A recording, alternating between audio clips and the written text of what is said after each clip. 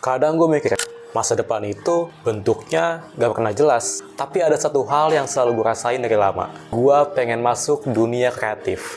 Dunia yang isinya ide-ide aneh, karya yang lahir dari rasa penasaran, dan orang-orang yang berani bikin sesuatu yang berbeda. Seiring gue makin gede, walaupun gue masih kelas 12 ya, gue mulai sadar satu hal. Nyari kerja itu nggak gampang. Ini bukan karena gue pesimis ya, tapi gue ngeliat sendiri bagaimana ketatnya dunia kerja sekarang. Skill berubah cepet, orang-orang berlomba buat nunjukin dirinya, dan di tengah pikiran yang kadang bikin cemas itu, gue mulai nanya ke diri gue sendiri gitu loh.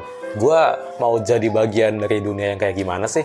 Dari situ, gue mulai ngeliat Australia dari perspektif yang berbeda. Australia bukan cuma jauh di selatan, tapi itu juga tempat yang gue rasa bisa buat ngembangin kreatif industri kita. Gue sempat riset, dan ternyata sistem pendidikan di sana itu beda. Di Australia, mereka nggak cuma ngajarin teori di dalam kelas, tapi fasilitasnya, studionya, teknologinya, itu semua udah standar industri global.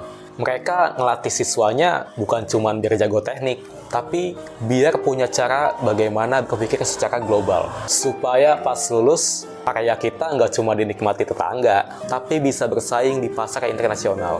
Gue ngebayangin kayak gue tuh belajar di tempat yang mendorong gue buat bereksperimen. Tempat dimana ide-ide konyol pun bisa jadi proyek yang serius. Dan juga sebagai tempat yang bisa bikin gue sadar kalau kreativitas itu bukan cuma hobi, tapi juga bisa kita kembangin ke karir. Gua ngelihat di Australia ini, mahasiswa internasional pun punya hak buat kerja part-time secara legal.